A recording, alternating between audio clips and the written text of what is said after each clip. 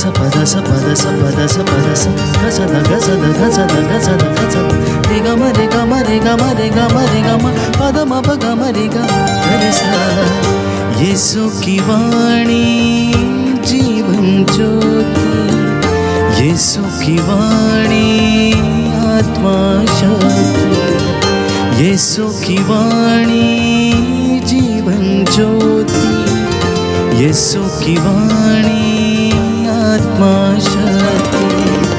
जो इस वाणी पे है चलता अनंत जीवन मुक्ति पाता।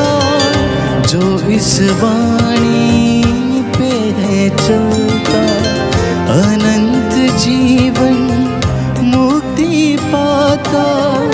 यीशु की वाणी जीवन ज्योति, यीशु की वाणी आत्मा शक्ति, यीशु की वाणी जीवन ज्योति, यीशु की वाणी आत्मा शक्ति।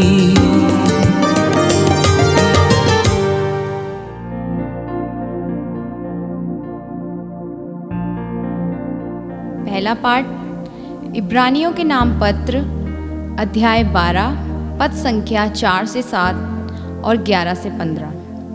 प्रभु जिसे प्यार करता है उसे दंड देता है। अब तक आपको पाप से संघर्ष करने में अपना रक्त नहीं बहाना पड़ा है। क्या आप लोग धर्म ग्रंथ का यह उपदेश भूल गए हैं जिसमें आपको पुत्र कहकर संबोधित किया गया है?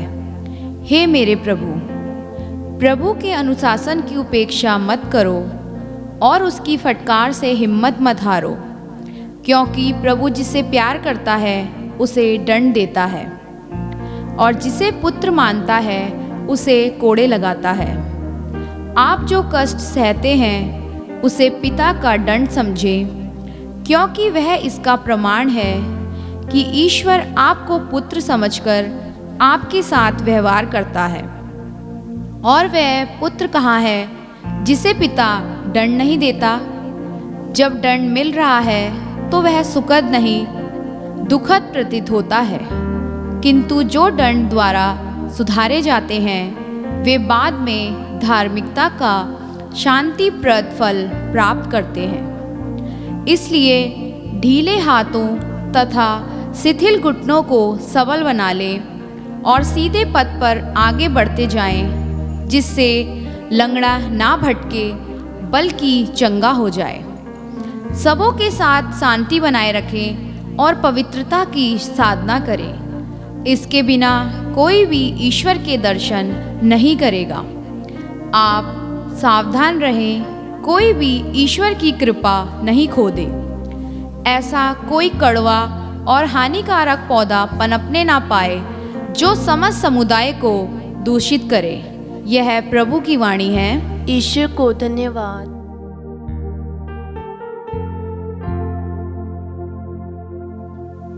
संत मार्कुस के अनुसार पवित्र सुसमाचार अध्याय 6 पद संख्या 1 से 6। ईसा अपने शिष्यों के साथ अपने नगर आए। जब विश्राम दिवस आया तो वे सभागृह में शिक्षा देने लगे। बहुत से लोग सुन रहे थे और अचंभे में पड़कर कहते थे, यह सब इसे कहाँ से मिला है? यह कौन सा ज्ञान है जो इसे दिया गया है? यह जो महान चमत्कार दिखाता है वे क्या है? क्या यह वही बढ़ई नहीं है, मरियम का बेटा याकूब, यूसुफ, यूदस और सिमोन का भाई? क्या इसकी बहनें हमारे बीच नहीं रहती? और वे ईसा में विश्वास नहीं कर सके। ईसा ने उनसे कहा, अपने नगर, अपने कुटुंब और अपने घर में नबी का आदर नहीं होता है। वे वहां कोई चमत्कार नहीं कर सके। उन्होंने केवल थोड़े से रोगियों पर हाथ रखकर उन्हें अच्छा किया। उन लोगों के अविश्वास पर ईसा को बड़ा आश्चर्य हुआ। क्रिस्त में प्यारे भाइयों और बहनों, मैं प्रभु यीशु के पवित्र और सामर्थी नाम में आप सबकी सलामती की दुआ मांगता हूँ। परमेश्वर आपको ब्लेस करे और आज का दिन आपके लिए बहुतायत में परमेश्वर आशीषें प्रदान करे। आज के पहले पाठ में हमने सुना संत पौलुस इब्रानियों को लिखते हुए कहता है कि अब तक आपको पाप से संघर्ष करने में अपना रक्त बहाना नहीं पड़ा है। क्या आप लोग धर्म ग्रंथ का ये उपदेश भूल गए हैं जिसमें आपको पुत्र कहकर संबोधित किया गया है कि मेरे पुत्र, प्रभु के अनुशासन की उपेक्षा मत करो और उसकी फटकार से हिम्मत मत हारो, क्योंकि प्रभु जिसे प्यार करता है उसे दंड देता है और जिसे पुत्र मानता है उसे कोड़े लगाता है। आप जो कष्ट सहते हैं उसे पिता का दंड समझें, क्योंकि वह इस बात का प्रमाण है कि ईश्वर आपको पुत्र समझकर आपके साथ व्यवहार करता है। और कौन पुत्र ऐसा है जिसे पिता दंड नहीं देता? जब दंड मिल रहा है तो वह सुखद नहीं, दुखद प्रतीत होता है, किंतु जो दंड द्वारा प्रशिक्षित होते हैं वे बाद में धार्मिकता का शांति प्रद फल प्राप्त करते हैं। इसलिए ढीले हाथों तथा शिथिल घुटनों को आप सबल बना लें। प्यारे भाइयों और बहनों, वचन की आज्ञा का पालन करना हर एक मसीही व्यक्ति का कर्तव्य है। विश्वासी वो व्यक्ति है जो अपने विश्वास को जीता है, जो प्रभु के वचन को अपनी जिंदगी में आत्मसात करता है, जो ईश्वर की आज्ञा का पालन करता और उसे अपनी जिंदगी में चरितार्थ करता है। एक मसीह व्यक्ति यदि ईश्वर की आज्ञाओं का पालन नहीं करता तो उसका विश्वास व्यर्थ है। आज्ञा पालन हमें बचाता है। इसलिए प्यारे भाइयों और बहनों, बाइबल हमें लगातार बताती है कि धन्य है वह मनुष्य जिसे ईश्वर सुधारता है। इसलिए तुम सर्वशक्तिमान के अनुशासन की उपेक्षा मत करो। योब का ग्रंथ अध्याय 5 पद संख्या 17 कि धन्य है वह मनुष्य जिसे परमेश्वर सुधारता है। और बाइबल तो हमें यूं कहती है कि पाप का दंड तो भुगतना पड़ेगा। गणना ग्रंथ में हम पढ़ते हैं कि पाप का दंड तो भुगतना पड़ेगा। प्रज्ञा ग्रंथ अध्याय 12 पद संख्या 10 प्रभु का वचन कहता है कि तूने उन्हें धीरे धीरे दंड देकर पश्चाताप करने का अवसर दिया। हालांकि तो उनका विकृत स्वभाव जानता था, तो उनकी जन्मजात दुष्टता जानता था कि वे कभी अपने विचार नहीं बदलेंगे, लेकिन फिर भी तू उन्हें दंड देकर यह याद दिलाता रहा, पश्चाताप करो और मेरे पास लौटो। प्रियजनों, बाइबल हमें बताती है मसीही जीवन जीने के लिए हमें आज्ञा पालन की आवश्यकता है। हम जिस मसीह का अनुसरण करते हैं उसके आदेशों का पालन करने की आवश्यकता है। जिसकी बुलाहट को हमने स्वीकार किया है, प्यारे भाइयों और बहनों, उसके उपदेशों का अनुसरण करने की हमें आवश्यकता है। मैंने कहा कि एक विश्वासी अपने विश्वास को जीता है और इस विश्वास में वह उन बातों को आत्मसात करता है जो उसे अपने प्रभु से आज्ञाओं के रूप में मिली हैं। स्तोत्रकार लिखता है अध्याय 119 पद संख्या 6 में, यदि मैं तेरी आज्ञाओं का ध्यान करता रहूंगा तो मुझे कभी हताश नहीं होना पड़ेगा। इसलिए संत पौलुस इब्रानियों को लिखता है कि आप इस बात को भूले नहीं कि उसने आपको पुत्र कहकर पुकारा है, और यदि उसने आपको पुत्र कहकर पुकारा है तो वो आपको दंड भी देगा, क्योंकि जो पिता अपने पुत्र को प्यार करता है वो उसे छड़ी लगाने से नहीं हिचकता है। इसलिए आप लोग अपने शिथिल हाथों और इन घुटनों को आप सबल बना लें, ताकि आप परमेश्वर की हजूरी में महिमान्वित हो जाएं और वो आपको ब्लेस करे और आज्ञाओं का आप पालन करें। परमेश्वर की आज्ञा है, एक परमेश्वर है, उसकी आराधना करो, उसको छोड़कर दूसरे की आराधना नहीं करना। ईश्वर का दिन पवित्र रखना, माता पिता का आदर करना, चोरी नहीं करना, झूठी गवाही नहीं देना, व्यभिचार नहीं करना, पराये धन का लालच नहीं करना, पराई स्त्री की कामना नहीं करना। इसी के साथ प्यारे भाइयों और बहनों, हम बाइबल में पढ़ते हैं कि ईश्वर की इच्छा को पहचानना क्योंकि ये आज्ञाएं दीपक हैं। नीति वचन अध्याय 8 पद संख्या 23। क्योंकि ये आज्ञाएं दीपक हैं, ये शिक्षा, ज्योति और अनुशासन की डांट है और ये जीवन का मार्ग है। जो शिक्षा की उपेक्षा करता है उसे पछताना पड़ेगा, किंतु जो आज्ञा का पालन करता है उसे पुरस्कार मिलेगा। आप जो लोग मसीह के अनुयायी हैं, जिन्होंने मसीह को अपनी जिंदगी में अनुसरण करने की प्रतिज्ञा की है, जिन्होंने उसके नाम का बपतिस्मा ग्रहण किया है, प्यारे भाइयों और बहनों, आपसे प्रभु चाहता है कि आप उसकी आज्ञाओं की और शिक्षा की उपेक्षा ना करें, क्योंकि बाइबल कहती है सुक्ति ग्रंथ अध्याय 13 पद संख्या 18, जो अनुशासन की अपेक्षा करता है उसे दरिद्रता और अपमान सहना पड़ेगा, किंतु जो डांट का ध्यान रखता वो सम्मानित होगा। आपकी जिंदगी में बहुत बार ऐसे मौके आए होंगे जब आप छोटे बच्चे थे या आप नौजवान युवक और युवती थे। यदि आपने डांट की उपेक्षा की तो आज आपको उसका खामियाजा भुगतना पड़ रहा होगा।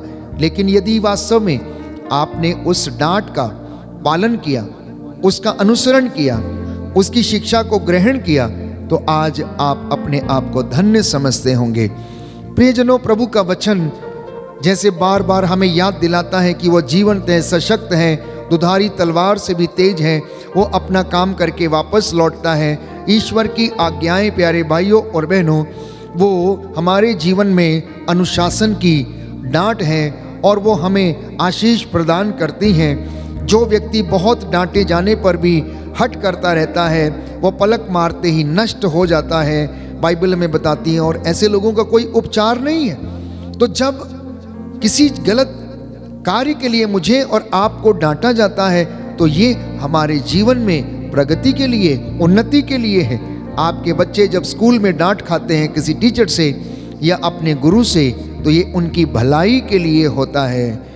प्यारे भाइयों और बहनों, संत पौलुस हमें समझाता है कि आप यदि सच्चे पिता हैं, अच्छे पिता हैं, तो आप अपने बच्चों को अवश्य डांटेंगे ताकि आपका बच्चा उन्नति करे।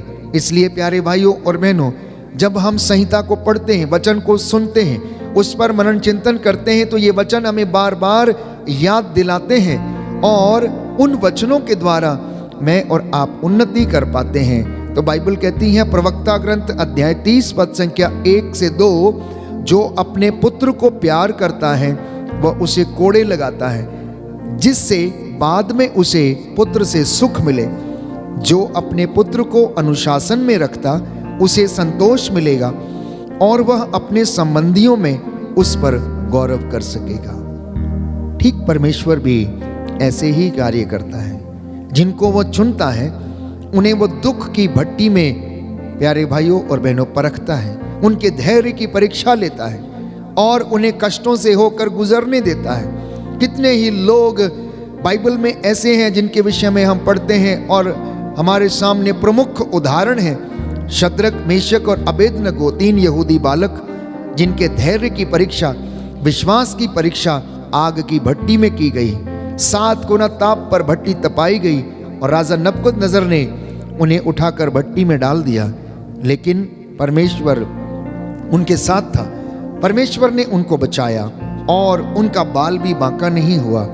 इतना ही नहीं प्यारे भाइयों और बहनों, दानियल की परीक्षा हुई, दानियल के धैर्य की परीक्षा हुई, यूसुफ के पवित्रता की परीक्षा हुई।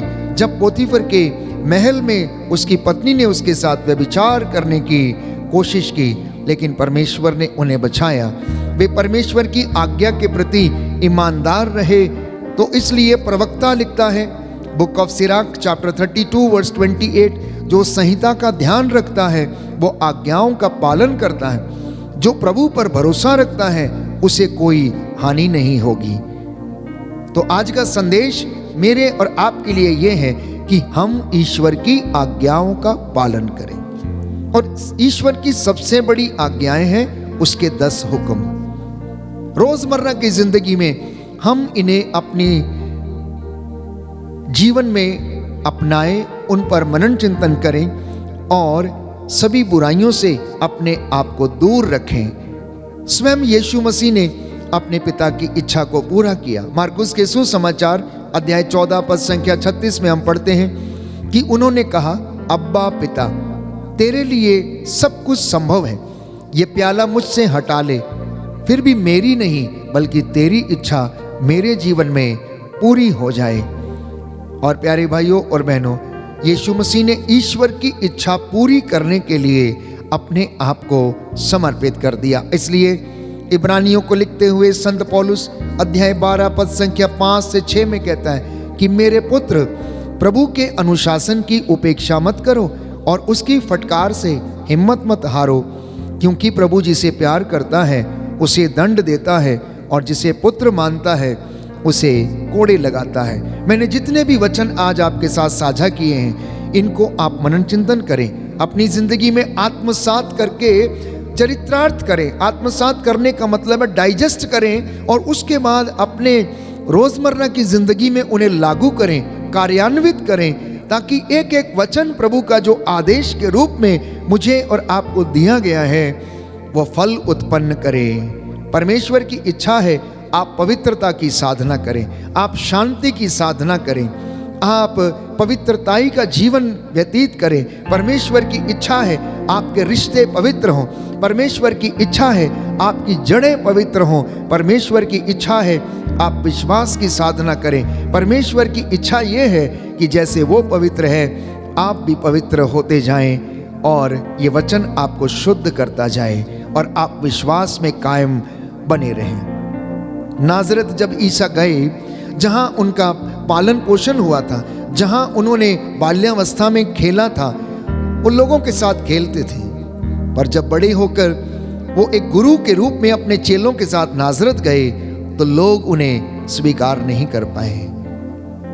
उन्होंने उनसे कहा कि क्या ये वही नहीं है, क्या ये बढ़ई का बेटा नहीं है, या आज हमको शिक्षा देने के लिए आया, चमत्कार करने के लिए आया है, क्या ये वही नहीं है, क्या इसके भाई यूसुफ, याकूब और योहन हमारे साथ नहीं खेलते हैं? ये कैसे कर सकता? ये कौन सा ज्ञान है जो इसे दिया गया? क्योंकि वे ईसा पर विश्वास नहीं कर पाए। प्यारे भाइयों और बहनों, और यीशु ने कहा, अपने नगर अपने गांव में नबी का स्वागत नहीं होता है। अपने नगर अपने गांव में नबी का स्वागत नहीं होता है। यीशु के पास प्यारे भाइयों और बहनों, परमेश्वर ने एक विशेष सामर्थ्य से उन्हें भरपूर किया था, अपने सामर्थ्य से उन्हें भरपूर किया था। उस सामर्थ्य के कारण वो चिन्ह चमत्कार दिखाते, पवित्र आत्मा उनके जरिए काम करता था और वो दूर दूर तक गांव-गांव में जाकर, गलीलिया, कफरनाहुम, बेतसाइदा और ऐसे तीरुस प्रांतों में जाकर लोगों को चंगा करते, परमेश्वर का उपदेश और वचन उनको सुनाया करते थे और सैकड़ों की संख्या में लोग उनके पीछे हो लेते और उनको उनका अनुसरण करते थे। आज जब हम ये वचन सुन रहे हैं तो सबसे पहले हमें इस बात की आवश्यकता है कि हम वचन को पढ़ें, उसको सुने, उसे अपनी जिंदगी में मनन चिंतन करें, आत्मसात करें, चरित्रार्थ करें। दूसरी बात, ईश्वर की आज्ञाओं को हम पालन करें। तीसरी बात, जब हमसे बात करता है तो उसकी जो डांट है उसकी उपेक्षा ना करें, आप उसे स्वीकार करें। जब मैं वचन पढ़ता हूं या कोई भी वचन आपके सामने पढ़ा जाता है तो ये वचन आपसे बातें करता है, ये वचन आपसे बातें करता है और आपको समझाना चाहता है कि मेरे बेटे, मेरी बेटी, पाप के सामने से दूर भाग जाओ। यदि तुम उसके नजदीक आओगे तो वो तुमको काटेगा, क्योंकि उसके दांत सिंह के दांतों के जैसे हैं, उनके कांटे का कोई इलाज नहीं है। जब ऐसे वचनों को हम सुनते हैं तो इनकी उपेक्षा नहीं करना, बल्कि इन्हें अपनी जिंदगी में धारण करना और प्रभु के वचनों का अनुसरण करना, ताकि परमेश्वर हमें आशीर्वाद प्रदान कर सके। तो आज के पूरे दिन भर में प्रभु से हम प्रार्थना करें कि प्रभु हमें विश्वास में दृढ़ बने रहने की कृपा दीजिए, पवित्रताई में बढ़ने की कृपा हमें दीजिए। माता पिता बच्चों को आप समर्पित करें और उनके लिए प्रार्थना करें। जो विश्वास में कमज़ोर हैं, प्यारे भाइयों और बहनों, अपने विश्वास को दृढ़ करें। जो घुटना टेकने में कमज़ोर हैं, प्यारे भाइयों और बहनों, वे लोग भी अपने शिथिल हाथों को और इन दुर्बल घुटनों को सुदृढ़ करें, ताकि आप परमेश्वर की हजूरी में घुटना टेक कर साष्टांग प्रणाम करके समर्पित करके ईश्वर की इच्छाओं को अपनी जिंदगी में पूरा करें, और परमेश्वर इसके लिए आपको ब्लेस करे। आमीन।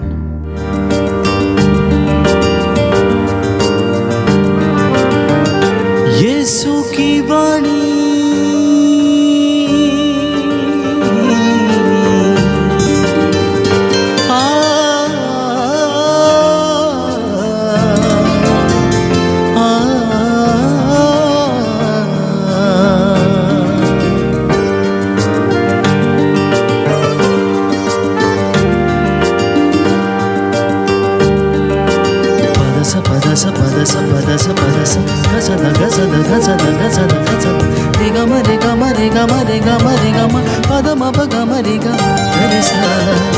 यीशु की वाणी जीवन ज्योति, यीशु की वाणी आत्मा शक्ति, यीशु की वाणी जीवन ज्योति, यीशु की वाणी आत्मा शक्ति।